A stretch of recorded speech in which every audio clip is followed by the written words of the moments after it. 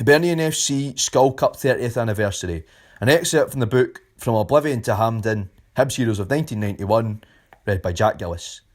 Stirling Albion, heaven is a place on Perth. The team is playing with renewed confidence. Players are also playing for each other and competition for places is beginning to hotten up. Alex Miller. We know we have a difficult task ahead this evening against the Hibs side that are determined to re-establish themselves among the nation's elite. John Brogan. The Hibs, who made the trip across the Forth and up the A9 to McDermott Park on Tuesday 20th of August 1991, did so with memories of that sad afternoon against St Johnstone in the Scottish Cup the previous season still fresh in their minds. However, fears are somewhat lessened by the fact that this wasn't fellow top-flight side St Johnstone that the Hibs were taking on in round 2 of the SKOL League Cup. Instead, their opponents were First Division outfit Stirling Albion, who had been promoted after winning the Second Division title emphatically in 1990-91. The Beanos, Albion, the Reds, they had many nicknames. Their home colours were red and white, and they were managed by former St Johnstone striker John Brogan. Brogan had scored an impressive 114 goals in 244 games for the Sainties between 1977 and 1984 and was a relatively young manager at just 37 years of age. He was actually a registered player at Albion until 1993, but didn't feature in this game. He'd been in charge of Stirling since Jim Fleet had unceremoniously left to manage Kilmarnock in 1989, a few days after promising fans he would do no such thing. Brogan had also been one of Pat Stanton's last signings as manager for Hibs in 1984, but played just 7 games for the Cards before being sold to Hamilton Accies not long after John Blackley took over. He managed 1 goal for Hibernian in those 7 games, coming off the bench to score in a 3-1 league win over Morton at Easter Road in Blackley's second game in charge on 29th of September 1984. 4 weeks previous to that, he had started in the Hibs' humiliating 2-1 defeat at home to Meadowbank Thistle in the SKOL League Cup third round. One of Pat Stanton's last matches in the Easter Road hot seat. Meadowbank actually reached the semi-final that year, losing 5-1 in aggregate to eventual winners Rangers in the 2-legged tie, with their home leg being played at Tynecastle. Hibs had met Albion twice in the League Cup before this tie. In 1951-52 group stages, the sides had drawn 1-1 at Anfield, Lloyd Riley netting for the Cabbage, while Hibs won the return match at Easter Road 4-2 with goals from Jim Souness, Bobby Johnson, Eddie Turnbull and Willie Ormond. Neither side qualified from that 14 group, which had also included Motherwell and Partick Thistle. Dundee ended up winning the trophy that season. Stirling and Hibs had found themselves in the same section again in 1966-67, along with Kilmarnock and the group's eventual winners Rangers. In the 2 group matches, Hibernian thumped Stirling 4-2 at Anfield with Jim Scott and Peter Cormack each bagging doubles, while the return match Easter Road had seen the Hibs beat Albion 3-0 thanks to a John McNamee double and a goal from Jim Scott. The Stirling players of 1991 were certainly no mugs. At the time, they were the highest ranked part-time team in Scotland. With the game being played at St Johnstone's ground, a few hundred Saints fans came along to watch the match to support Brogan, their former idol. The legends of green and white still easily outnumbered the home fans though. The cup encounter was switched to the near 10,000 capacity all-seated McDermott Park because Hibs boss Alex Miller exercised his team's right not to play on a plastic pitch, which Stirling Albion's Anfield Stadium had acquired in 1984. Anfield allegedly had a capacity of 14,000 but only 600 fans could be seated. The only reason the match was moved was because of the artificial surface. Hibs were entitled to refuse to risk their players' fitness on this surface, so the tie was moved to a more suitable ground with a grass pitch. Nearest stadium to Stirling was East Stirlingshire's old ground, First Park, which is actually in Falkirk. It had a grass pitch but was an absolute dump with a capacity of around 2,000. That and the fact that the East Stirlingshire were playing Falkirk at Brockville on the same night in the same competition meant that McDermott Park was chosen. Brogan was fine with the switch, but some Stirling Albion fans and Stirling's local press were not, and implied that Miller had pushed for the game to be moved through fear of his team being eliminated. Such was their fantasies. The lineups were Hibs, John Burridge, Willie Miller, Graham Mitchell, Gordon Hunter, Tommy McIntyre, Murdo MacLeod, Mickey Weir, Callum Milne, Keith Wright, Gareth Evans, Pat McGinley. Substitutes Brian Hamilton, Mark McGraw.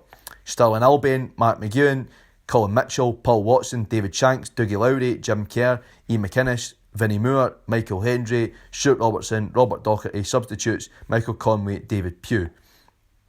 Miller's men approached the game full of confidence but respectful of their opponents.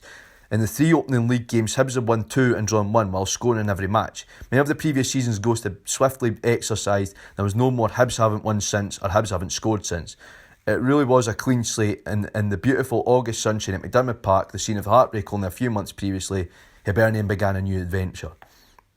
Bobby Orr had the task of refereeing in front of 3,342 fans, many of whom will have no doubt purchased a match programme for 80p. McDiarmid Park was the UK's first purpose-built all-seater stadium.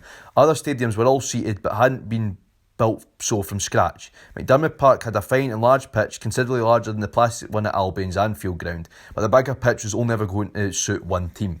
The Beanos went with a five-man midfield, hoping to stifle Miller's men and hit them on the break. Often in football, supposedly lesser teams are on their guard against their better opponents. Potential slick moves and passing patterns only to come a cropper when it comes to basic defending. That's exactly what happened in the 9th minute. Hibs' passing game had Albion chasing shadows from the start, and the green jerseys forced a corner. Murdo McLeod fired the ball into the box and it was flicked on at the near post by Gareth Evans, missing everybody and landing at the far post for Tommy McIntyre, who stabbed it into the net from close range after a well-timed late run into the box. Hibs' confidence grew and the travelling support was relieved. The Cabbage continued their slick passing game, opening up the Beanos' defence at will. They came close to doubling the lead as McLeod, Weir and Evans all threatened with shots that were saved by McEwen. Albion's first attack then came in the 22nd minute, when a decent string of passes got them into the box, only for two of their players to accidentally collide with each other, ruining what was to be a rare opportunity to test John Burridge. Hibs were soon on the attack again and were proving too hot to handle for the part-timers, who had Watson and Lowry booked for fouls on Weir and Keith Wright respectively. Stirling's full-backs were then caught too far forward 3 minutes from the interval, and Wright chased out wide for possession and crossed for Gareth Evans, who scored with a sweet turn and a clinical finish from 17 yards into the bottom corner. The second half wasn't as entertaining as the first. Miller's men eased up and were continuing to play a more relaxed passing game, while the Beanos seemed more interested in damage limitation, switching to an offside trap, yet also bringing on another striker, David Pugh. After 63 minutes, Stirling got their best chance. One of their seemingly hopeless long balls was volleyed across the penalty area by Ian McInnes, only for Michael Hendry to waste the opportunity by heading the ball off the top crossbar and out for a goal kick. That seemed to wake Hibs up and they started to torment their opponent's defence again. Doherty clearing a goal-bound right header off the line. Albion did their best but simply couldn't cope with a reawakened Hibs team, who were after the killer third goal that would finish the tie. It came in the 77th minute thanks to a clever solo effort by Wright.